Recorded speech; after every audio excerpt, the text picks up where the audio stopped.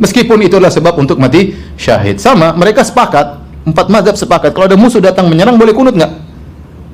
Boleh kunut nggak kalau ada musuh datang menyerang? Mereka sepakat boleh. Mereka cuma khilaf masalah apa? Wabah.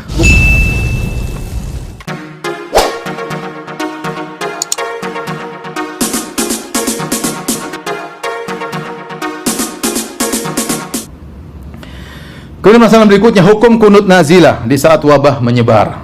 Ini sudah ada fatwa dari Majelis Ulama Indonesia tentang dianjurkan untuk apa kunut nazilah. Tentu mau ikut fatwa MUI silahkan, tapi secara umum ini masalah khilaf di kalangan para ulama. Masalah khilaf di kalangan para ulama. Ya. Secara umum para ulama sepakat untuk kunut nazilah. Kunut kalau ada musibah boleh. Semua mazhab, 4 mazhab membolehkan kunut kalau ada musibah, ya. Yang khilaf kalau kunut subuh, kalau tidak ada apa-apa kunut subuh tiap hari itu ada khilaf. Tetapi kalau ada musibah kemudian imam kunut, maka ini sepakat ulama. Cuma mereka khilaf bagaimana kalau musibah tersebut ternyata wabah. Apakah boleh kunut atau tidak? Secara umum 2 pendapat. Jumhur ulama mengatakan boleh. Semua hal yang dikhawatirkan, semua musibah bentuknya apapun, boleh seorang untuk kunut, ya.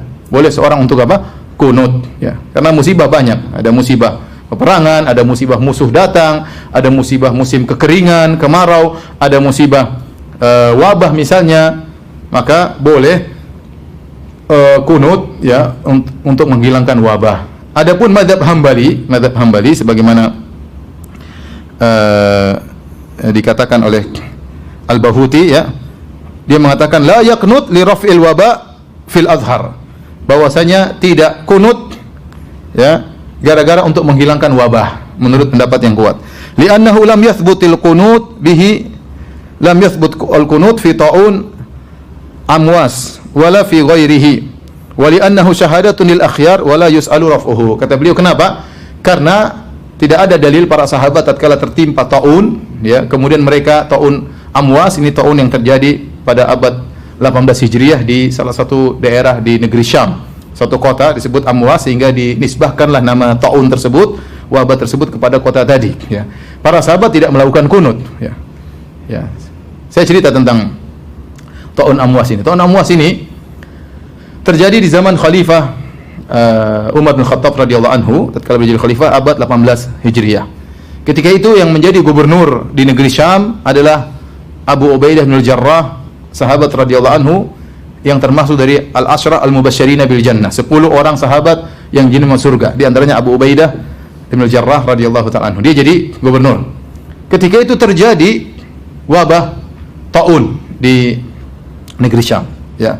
Maka Umar menulis surat, Umar khalifah menulis surat kepada Abu Ubaidah bin Al-Jarrah, ya, agar membuat orang-orang naik ke atas. Jangan menetap di daerah bawah karena wabah bisa semakin tersebar. Suruh naik ke gunung-gunung. Ya, bahkan Umar menyuruh dia datang ke Madinah, ya. Tetapi Abu Ubaidah tidak mau. Dia tidak mau. Dia tidak menjalankan perintah Umar. Bahkan dia belum terkena wabah, dia berdoa, ya, sungguhnya ini wabah, ya. Dan dia berkata, as'alullaha an yuksim minhu li hadzan li, ya. Kata dia, ya, aku berdoa kepada Allah agar aku terkena wabah tersebut, karena ini adalah mati syahid dan dia kena wabah. Akhirnya Abu Ubaidah bin Al-Jarrah meninggal dunia. Kemudian digantilah dengan gubernur berikutnya, Mu'adz bin Jabal radhiyallahu anhu, sahabat yang mulia juga. Kemudian terkena wabah lagi. Sama daerah tersebut di negeri Syam terkena wabah. Maka Mu'adz bin Jabal sama, dia berdoa, dia khutbah di hadapan rakyatnya, di hadapan orang-orang. Dia berkata, aku berdoa kepada Allah agar wabah ini mengenaiku dan mengenai keluargaku. Dan ternyata dia kena wabah.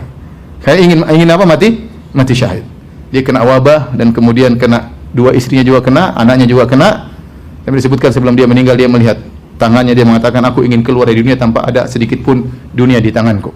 Dan akhirnya meninggal dunia. Kemudian diganti dengan gubernur yang ketiga, Amr bin Al-As radhiyallahu ta'ala anhu. Amr bin Al-As radhiyallahu anhu ketika datang wabah, dia punya sikap yang lain. Dia sama dengan Umar bin Khattab radhiyallahu anhu, maka dia menyuruh para orang-orang masyarakat untuk naik ke gunung-gunung, ya.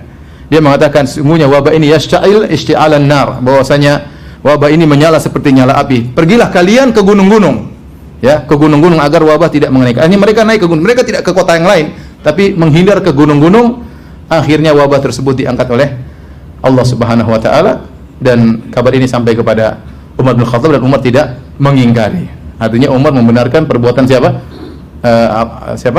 Amr bin As radhiyallahu taala anhu. Taun tersebut, wabah tersebut membuat sahabat-sahabat meninggal sampai 25.000 sampai 30.000 orang meninggal tatkala itu. 25.000 sampai 30.000 orang terus meninggal. Bahkan disebutkan di antaranya puluhan anak-anak Anas bin Malik meninggal dalam kasus wabah tersebut. Ini dijadikan dalil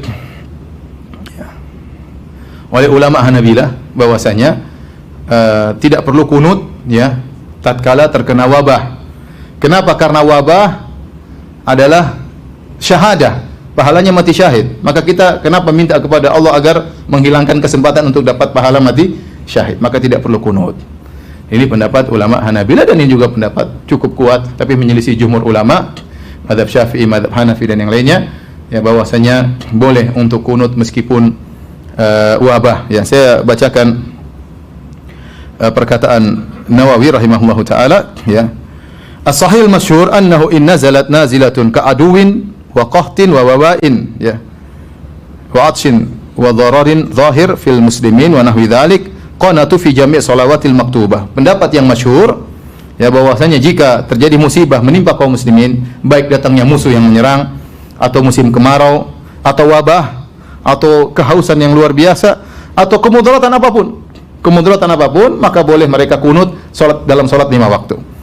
Dan ini juga disebut oleh Syirbini dalam Mughnil Muhtaj, ya, yusannul qunutu ba'da tahmid fi i'tidali akhiratin sa'iri ay baqi al-maktubat lin nazilah allati nazalat ka'an nazala bil muslimin khaufun aw qahtun aw waba'un aw jaradun aw nahwaha. Disunahkan untuk kunut setelah sami Allahu liman hamidah pada rakaat yang terakhir, i'tidal, sami Allahu liman hamidah baru baca doa kunut, ya, dan di salat 5 waktu seluruhnya. Jika terjadi musibah menimpa kaum muslimin, baik ketakutan atau musim kemarau atau wabah atau belalang yang datang kemudian merusak tanaman atau yang semisalnya. Ini pendapat jumhur ulama. Wallahu a'lam bishawab. Saya lebih condong pada pendapat jumhur ulama.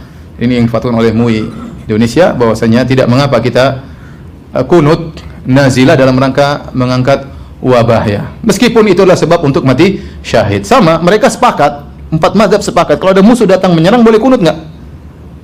Boleh kunut enggak kalau musuh datang menyerang? Mereka sepakat boleh. Mereka cuma khilaf masalah apa? Wabah. Bukankah musuh kalau datang menyerang sebab mati syahid? Sebab mati syahid enggak? Tapi boleh kita berdoa agar musuh dikalahkan. Ya boleh. Oleh karenanya yang benar kita dianjurkan untuk berdoa kapan saja. Berdoa kapan saja. Antum sakit, benar sakit itu menghilangkan dosa-dosa. Tapi boleh nggak kita berdoa agar sakit kita hilang? Boleh. Padahal sakit adalah penyebab gugurnya dosa. Dan kita bilang, "Allah, sakit aja dosa semakin berguguran." Kita boleh berdoa. Dan tetap aja sakit tersebut mengena dosa tetap berguguran. Sama dengan wabah, kita sabar, kita bersabar, kita boleh berdoa agar penyakit tersebut kalau kena kita dapat pahala mati syahid, ya. Tetapi boleh kita berdoa untuk menghilangkan atau wabah. Tidak kunut, ya, diaminkan oleh para jamaah, ya. Selesai mazhab Hambali. Tapi kalau kita milih pendapat jumhur bahwasanya boleh kunut, maka kapan kita kunut? Ada khilaf di kalangan mereka.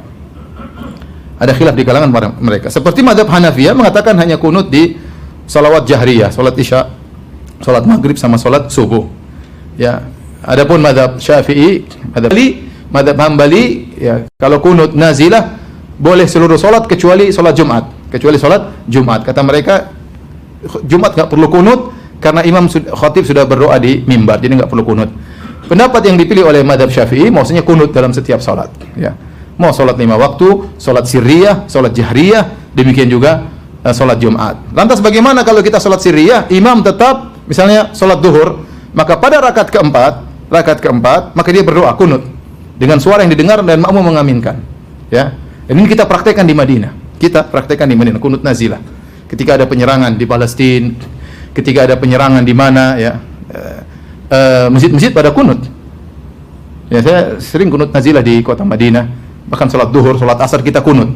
Ya, kita kunut mendoakan saudara-saudara kita yang sedang ditimpa dengan musibah, meskipun tidak diekspos, tapi demikianlah praktek masyarakat di Madinah seperti itu. Ya, kalau ada musibah besar maka 5 waktu, kunut salat duhur, kunut salat asar, bukan cuma salat subuh.